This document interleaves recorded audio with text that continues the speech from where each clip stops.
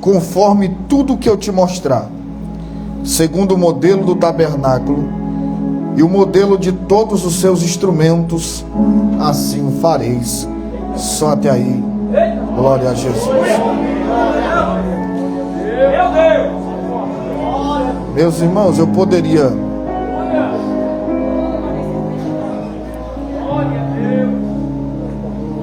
pregar no texto a abertura da festividade do janeiro profético.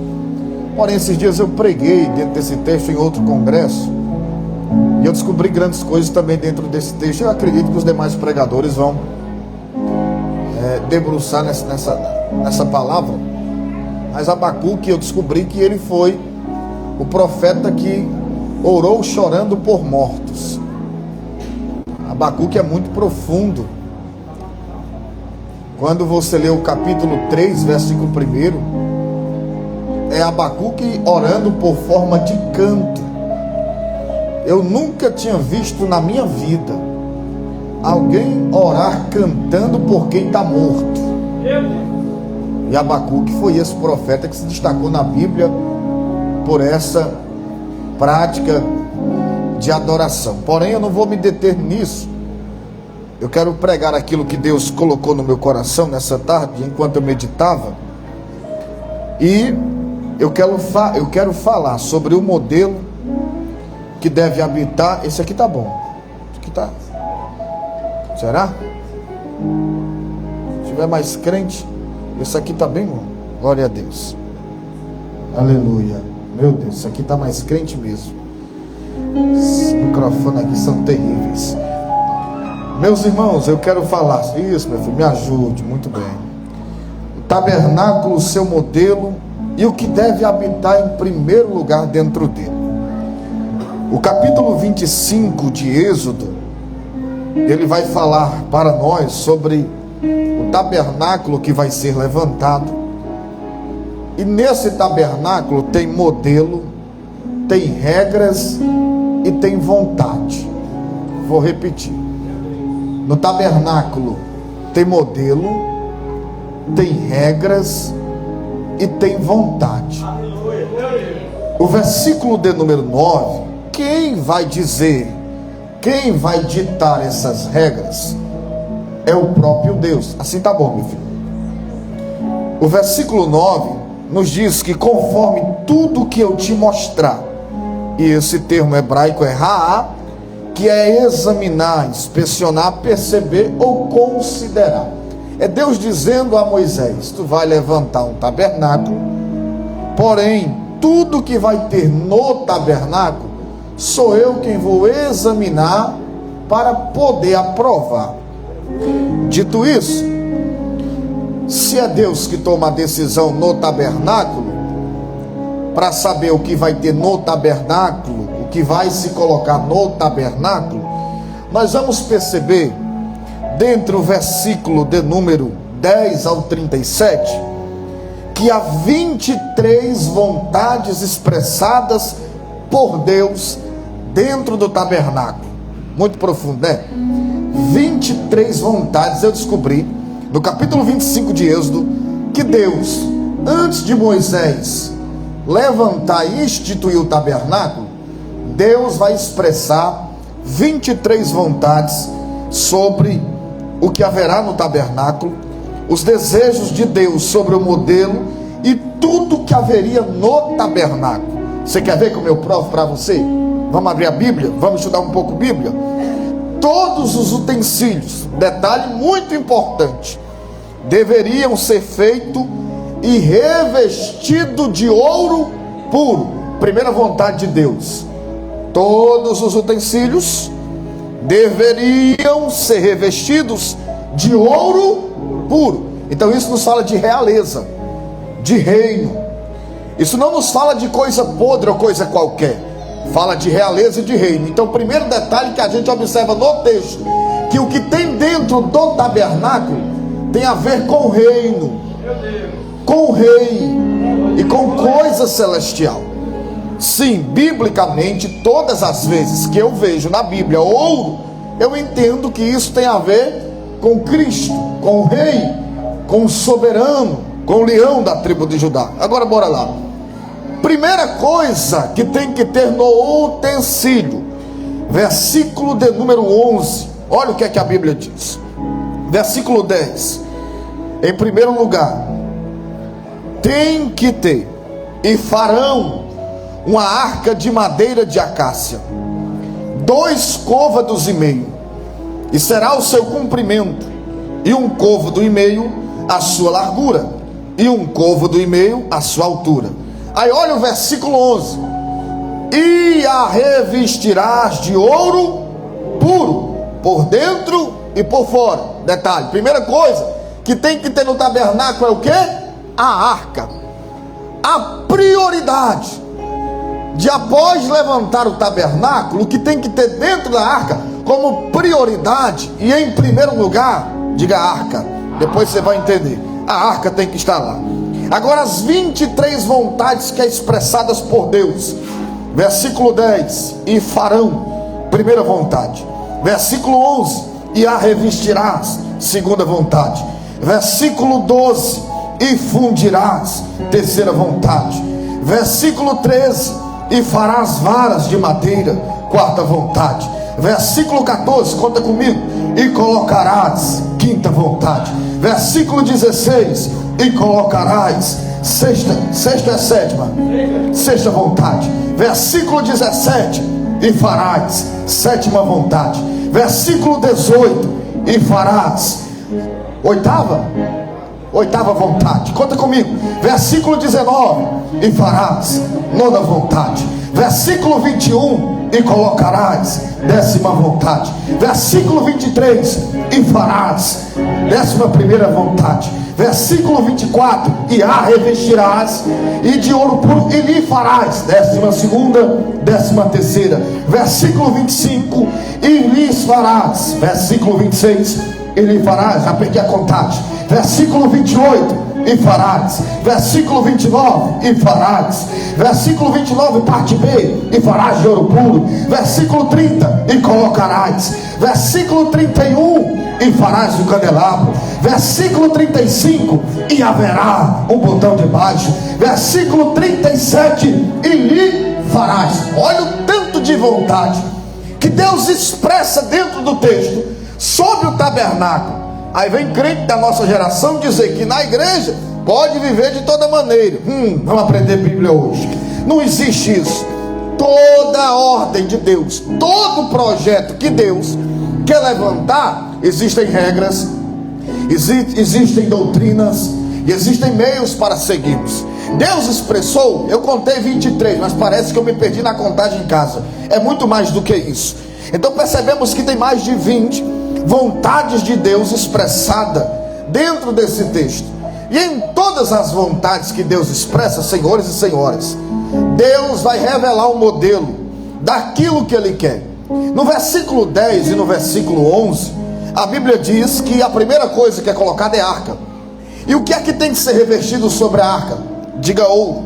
Na arca tinha que ter ouro, revestimento de ouro. A arca está dentro do tabernáculo. Versículo de número 12 e versículo 26, vamos ler? Versículo 12 diz: e fundirás 4 argolas de para ela, e as colocarás nos seus 4 cantos, e um de seus lados ficarão 2 argolas, e no outro lado 2 argolas. Versículo 26, e lhe farás também 4 argolas de ouro, a mesma coisa. Agora vamos para o versículo 13 e 28. Versículo 10 e 11 é a arca. Versículo 12 e 26 é as argolas. Agora olha o versículo 13 e o versículo 28. E farás varas de madeira de acácia, e a revestirás de quê? De ouro. Versículo de número 28, o que é que diz? E farás varas de mesma coisa, e revestirás de ouro. A vara de madeira, porém, tem que ser revestido de ouro. Versículo de número 17, o que é que diz? E farás um propiciar de quê? Olha só, também tem ouro. Nós temos arca com ouro, nós temos argola revestida de ouro, nós temos vara revestida de ouro, e o propiciatório também é de ouro. Versículo de número 18, vamos lá. E farás 2 querubins de... Os querubins também tem ouro, oh glória. Vamos lá para o versículo 23 e versículo 24, o que é que a Bíblia diz? E farás também uma mesa de madeira de acácia. 2 côvados será o seu comprimento, e 1 côvado a sua largura, e 1 côvado a sua altura. Versículo 24. E a revestirás de ouro puro, e lhe farás uma coroa de ouro ao redor. Oh glória, tem tanto aqui, tem tanto a mesa de madeira de acácia, de ouro, e também tem coroa no versículo 25, com ouro ao redor. Versículo 25 para a gente ler. E lhe farás uma borda ao redor da largura de uma mão, e farás uma coroa a coroa também tem ouro. Versículo de número 29, bora lá de Bíblia. E farás os seus pratos, suas colheres, suas cobertas e suas tigelas, com que serão cobertas, e os farás de ouro. Prata, colher, coberta e tigela tem que ter ouro. Versículo 31. E farás um candelabro de ouro, de trabalho batido será feito o candelabro. O candelabro também tem ouro. Então, dentro do texto tem mais de 20 vontades de Deus expressada. E tem arca revestida de ouro, tem argola revestida de ouro, tem vara revestida de ouro, tem propiciatório revestido de ouro, tem querubim revestido de ouro, a mesa tinha ouro, a coroa tinha ouro, os pratos, as colheres, coberta de tigela tinha ouro, e candelabro tinha ouro. Então percebe só que o tabernáculo levantado por Moisés é a semelhança do mesmo tabernáculo que Deus levantou. Você parou para perceber isso? O tabernáculo por fora, ele tem coisas externas, coisas levantadas por homem, mas dentro do tabernáculo só tem coisa de ouro, só tem coisa do céu. Por dentro tudo aquilo era madeira de acácia, mas por fora tinha ouro de revestimento. Nas coisas materiais, tudo aquilo que tinha destruição, Deus revestiu de ouro puro, batido, para que não viesse se desgastar. Estou sentindo Jesus. Então, meus irmãos, aleluia, percebe que esse tabernáculo é a representação da criação do homem. Repito, eu gosto de pregar sobre isso, porque quando nós estudamos antropologia bíblica, nós vamos perceber que nós somos a imagem e semelhança de Deus. Não é em perna, não é em braço, não é em olho, não é porque Deus tem dedo, língua, não. A semelhança da criação que é expressada em Gênesis 1, 27, é aquilo que Deus formou, a tricotomia. É Deus Pai, Deus Filho e Deus Espírito. Nós somos um ser tricotômico, sim ou não? Partindo do pressuposto que Paulo disse em 1 Tessalonicenses 5, 23. Paulo disse: sejais santos em toda a vossa maneira de viver, corpo, alma e espírito. Então nós somos um ser tricotômico, assim nós cremos. É por isso que nessa pele está o barro, na mente está a alma, sede das emoções e pensamentos. Porém, no interior, no nosso espírito, é onde Deus habita. É o que Paulo falou sobre tabernáculo. Paulo, utilizando a palavra santuário, em 1 Coríntios 3,16, abra sua Bíblia, Paulo vai utilizar essa mesma expressão. Olha o que é que Paulo vai dizer em 1 Coríntios 3,16. Não sabeis que sois santuário de Deus, e que o Espírito de Deus habita em vós? Paulo utiliza o termo santuário, que no grego é naos, e esse termo naos tem a ver com o santuário mesmo de tabernáculo, na sua transliteração. Então percebe que o mesmo santuário que Paulo utiliza em 1 Coríntios 3,16, que é a mesma semelhança daquilo que Moisés criou lá em Êxodo, Paulo 25, é a mesma coisa. A diferença é que esse santuário, ele não é terreno, ele não é terrestre, e a carta aos Hebreus fala isso. Esse santuário que Deus decidiu habitar, ele não mais pertence à terra, porque se Deus habita em vós, isso quer dizer que você não pertence mais ao mundo, você pertence ao céu, se você se tornou morada dele. Agora bora discorrer no texto para a gente entender. No tabernáculo tem vontade de Deus, tudo que está dentro é revestido de ouro, e a vontade de Deus é realizada dentro do tabernáculo. Então em Gênesis 1, 27, a semelhança do tabernáculo de Moisés é a mesma. O que é que escrito está? Deus falou em Gênesis 1, 27, façamos o homem a nossa imagem e semelhança. Ele utiliza um termo ali hebraico, azá, e a transliteração existem, se não me falha a memória, 4 janelas de transliteração para esse termo hebraico azar. A primeira é fabricar, a segunda é fazer, a terceira é manufaturar e a quarta é realizar. Em todas as janelas de transliteração tem o mesmo sentido. É alguém que pega e constrói. Só que há um detalhe muito importante, Paulo e bispo, porque quando Deus pega do barro, segundo é registrado em Gênesis 2, 7, ele pegou do barro, criou, levantou o santuário. Por fora é barro, mas dentro do santuário diz a Bíblia que ele soprou o Espírito. Vou aplicar para que ver quem é de Bíblia entende. Ele soprou o ouro dentro. Ele depositou dentro.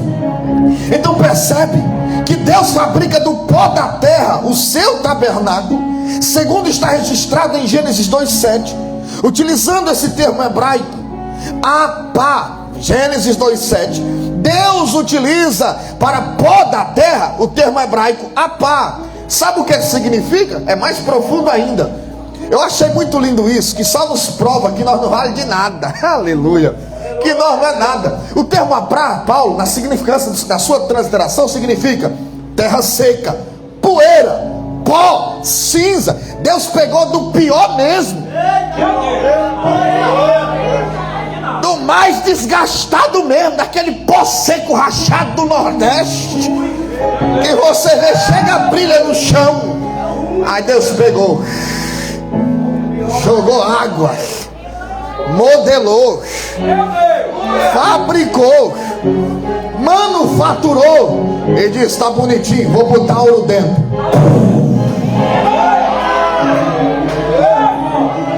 Vou jogar o ouro dentro. E ouro é o que? Valor. Como barro, ali é nada. E com ouro dentro,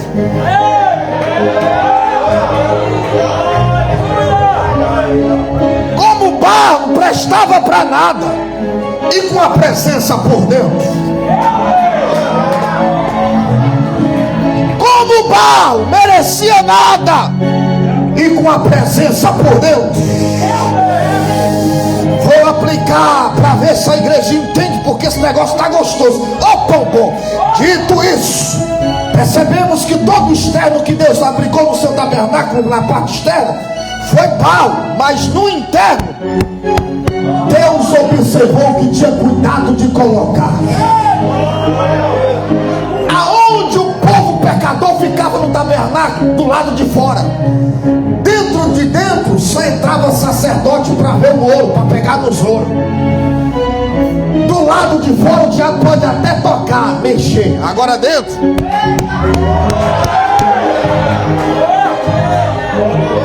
vou profetizar para quem é tabernáculo de Deus levantado, cheio de ouro por dentro.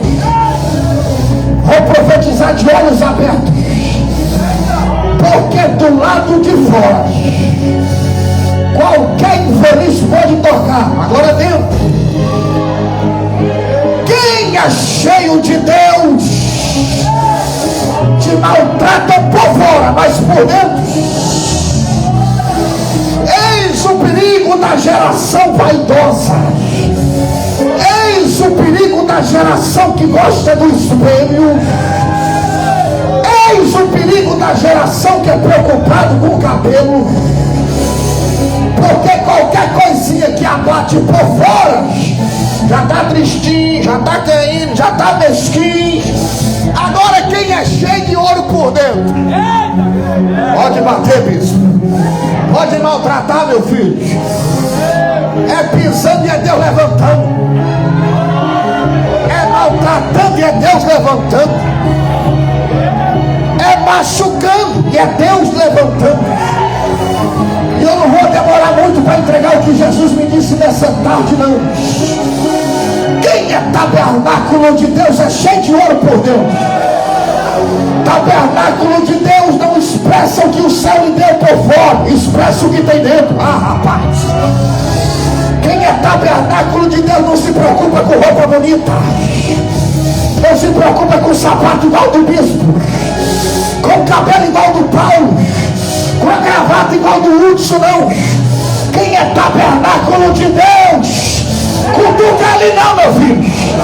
Porque se tu cutucar, o céu da revelação para ele entregar teu pecado. A boca de Deus entra nele para revelar a palavra. Tem alguém que é cheio do ouro aqui de Deus? Tem alguém que tem ouro de Deus na vida? Eu vou profetizar para essa geração da de triunfo. Se encha de ouro de Deus por dentro, porque as desgraças infelizes de barro seco que tem por fora vai ficar para trás. Vem, dá glória. Estou gostando dessa mensagem. Cantou cachúria. É mandurias. Sim. Sim. Deixa eu beber água.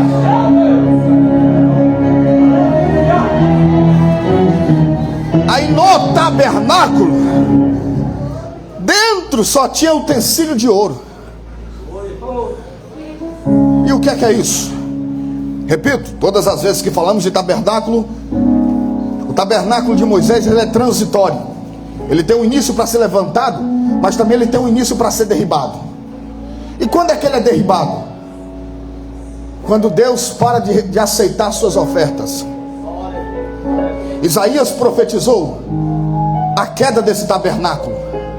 No capítulo 1, versículo 11, Isaías disse que Deus rejeitou todas as ofertas e sacrifícios dos sacerdotes que se utilizavam desse tabernáculo. O tabernáculo cai, é destruído. Aí vem Jesus e decide levantar um novo tabernáculo, porque ele percebeu que os homens estavam vaidosos. Irmão, eu preciso dizer isso para vocês. Cuidado com esse negócio de vaidade. Isso é um perigo para a nossa geração. Eu falo isso direto. Tanto tem o termo vaidade na antiga aliança, como também Paulo utilizou em Colossenses, na nova aliança. E em todos os dois significados, tanto no termo hebraico como no grego, vaidade tem o mesmo significado: vazio. Toda pessoa que é vaidosa, ela é vazia. Digo isso sem medo. E pode fazer cara feia. Toda pessoa vaidosa é vazia, porque ela se preocupa com a maquiagem de vir para o culto do que com a vida no altar. Todo homem vaidoso, ele é vazio, porque ele se preocupa mais com as fotos e com os vídeos do que com o altar. E você parou para perceber que essa geração é muito de rede social? Essa geração não tem mais altar em casa. Eu tenho medo no dia que eu parar de me preocupar de orar de manhã quando eu acordar. Eu tenho medo de parar de orar no dia que eu achar normal ficar um dia sem orar. Você tem que parar de achar que igreja é dia de culto, porque hoje parece que igreja é um peso para essa geração. Orar é pesado, se consagrar é pesado, jejuar é pesado. E a gente está vivendo uma geração como essa, no automático. Liga o botão e vai de todo jeito. A vaidade te faz se encher muito por fora, mas te deixa vazio de Deus por dentro. Você quer ver um teste? Faça uma retrospectiva na sua mente aí agora. Quantas vezes tu orou essa semana? Quantas horas e quantos minutos? Para ver se eu estou mentindo. Analise você mesmo. Quantas vezes você jejuou semana passada? Faça uma retrospectiva. Não precisa de pregador para dizer o teu estado espiritual como você está. Mas olha só o que é que ele deposita nos utensílios. Dentro do tabernáculo, ouro. Em todos os utensílios do tabernáculo tinha ouro. Aí o novo tabernáculo é levantado, porque Jesus vem e nos salva. Quando esse novo tabernáculo é levantado, olha só os utensílios que são depositados em nós. Porque no interior do novo tabernáculo, ele coloca o Espírito, que é Deus também, que o ouro lhe representa. Aí em 1 Coríntios capítulo 12, versículo 14, capítulo 12, versículo 4, Olha o que a Bíblia diz. 1 Coríntios, capítulo de número 14, versículo de número 4. Nós temos informações sobre os utensílios que Deus deposita à igreja. O que fala em outra língua, a si mesmo se edifica, mas o que profetiza, edifica a igreja. Nesse versículo 4 eu vou fazer um resumo dos dons, porque se eu for falar sobre dons, 1 Coríntios capítulo 12 é uma aula, depois você lê em casa, é uma aula de dons. Capítulo 12 de 1 Coríntios. Os dons não devem ser desprezados. Os dons são os utensílios que Deus deu ao tabernáculo que Ele colocou dentro da igreja. Hoje você é tabernáculo, e os utensílios que Deus confiou em você são os dons. Todos os dons vêm de Deus. São ouros, como já disse o irmão, são ricos e são riquezas. Então olha só, Paulo resume no versículo 4 de 1 Coríntios, para que serve essas riquezas? Para quê? Edificação daí. Então tudo aquilo que o céu depositou em mim é para edificação. E Jesus disse isso. Jesus falando a Lucas no capítulo 4, no versículo 18, ele disse: e o Espírito do Senhor está sobre mim. Ele me ungiu para. A unção tem destino, os dons têm destino. Nada que o céu me deu é para mim. Todo utensílio que o céu depositou em mim tem que gerar alguma coisa na igreja. Dom não é para colocar estrela, dom não é para dar status, dom é para edificar o tabernáculo. Deu glória a Deus porque não quis. Em 1 Coríntios, olha o que é que Paulo diz no capítulo 12, versículo de número 12. Olha o que é que Paulo diz. Porque assim, como o que eu estou pregando é verdade, como o corpo é um e tem muitos membros, e todos os membros, sendo muitos, constituem um só corpo, assim também com respeito a Cristo. Então olha só, tem um corpo que representa muitos, e tem muitos que representam um corpo. Quem profetiza não é maior do que quem ensina, quem prega muito não é maior do que quem canta. Tudo faz parte do corpo. Quando nós entendemos isso e aprendemos isso, nós vamos ver a disputa diminuindo, nós vamos ver a calúnia diminuindo. Porque hoje parece que igreja é uma porta de fama, mas não é. Igreja é porta de salvação. Tem gente que não foi feliz no trabalho, não foi feliz na escola, não conseguiu concluir faculdade. Aí vem a igreja, aprende a gritar e a pular em cima do altar, começa a ter umas visagens na igreja, começa a ver umas profetadas, aí já quer ser famoso. Para de ler Bíblia, prega o que o povo gosta, pede para o tecladista fazer um fundo emocional. Aí quer dizer que é pregador, quer ser famoso. Aqui não. Os utensílios que Deus me deu tem que edificar alguém que está aqui hoje. Se Deus me colocou nesse altar para pregar, bispo, alguma coisa tem que acontecer. Alguém tem que se converter, alguém tem que ser alimentado, porque senão é só balela de pregadores, é só conversa de pregador. Altar, se tem pregador, tem utensílio. Se tem utensílio, tem ouro. Se tem ouro, tem Deus na igreja. Se tem Deus na igreja, alguma coisa.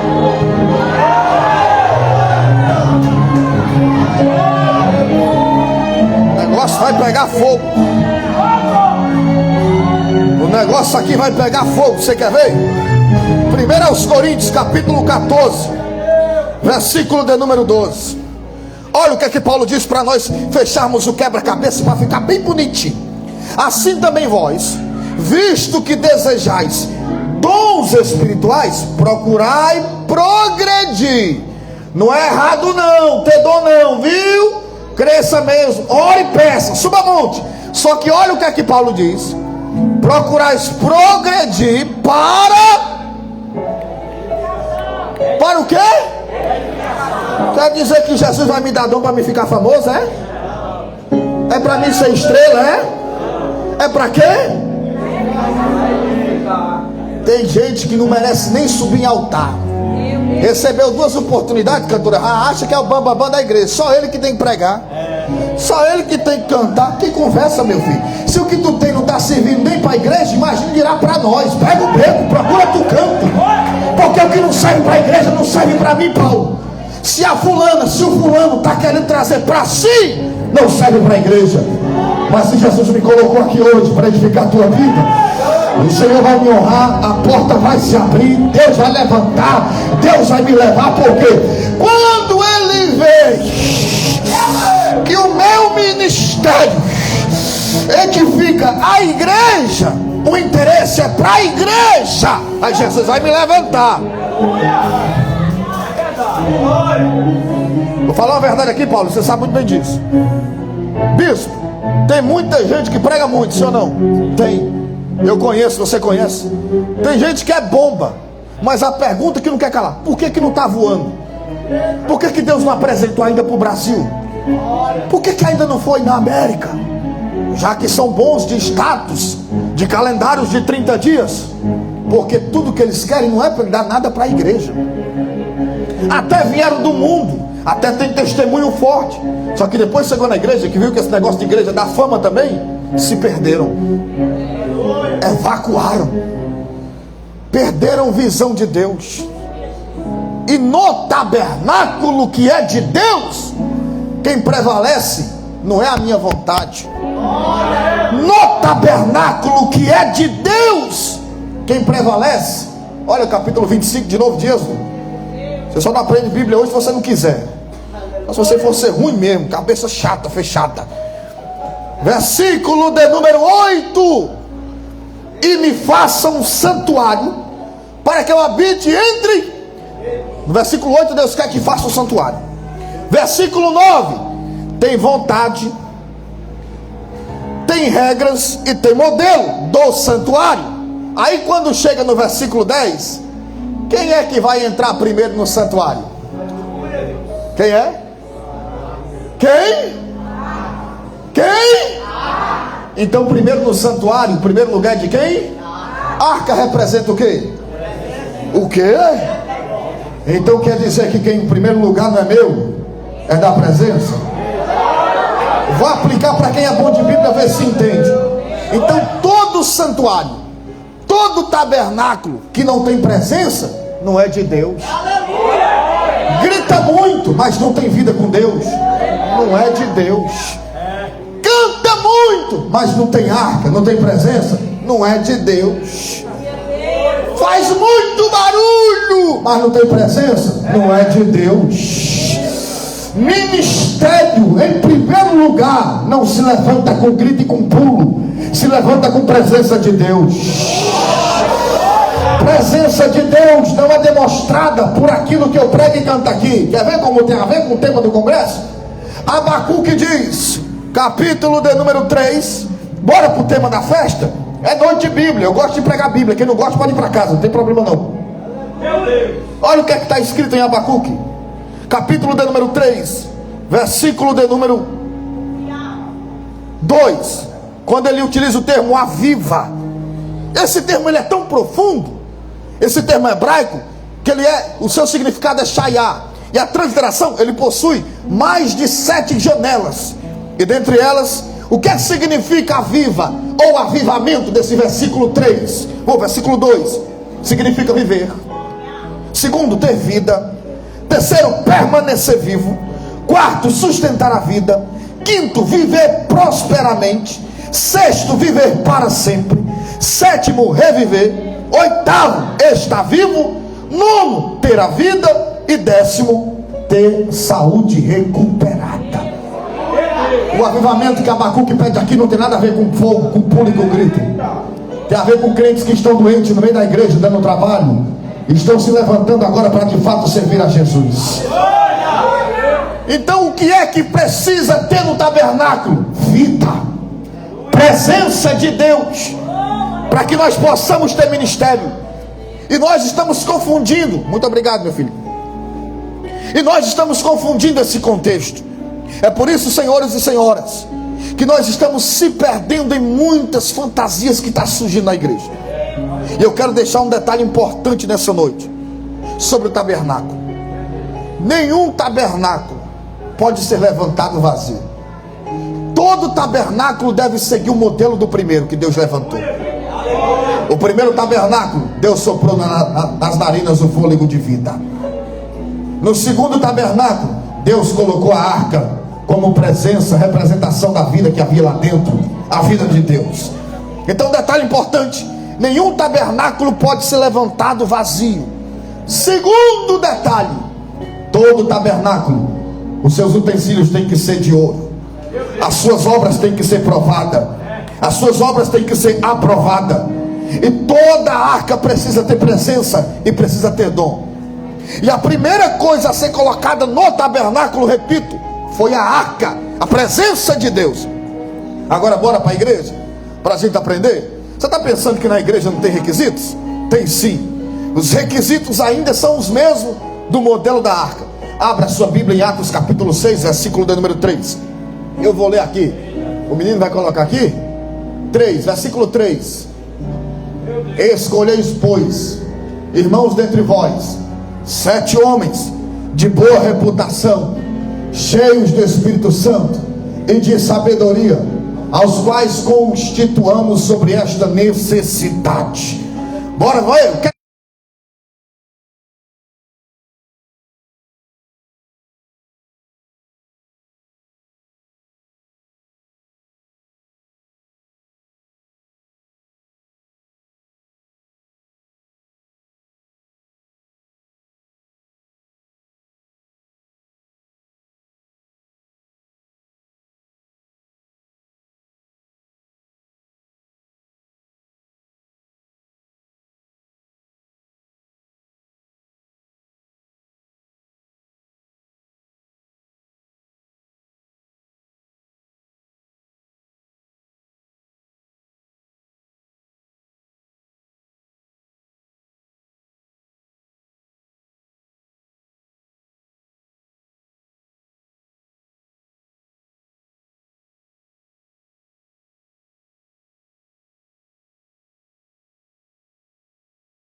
Ministérios.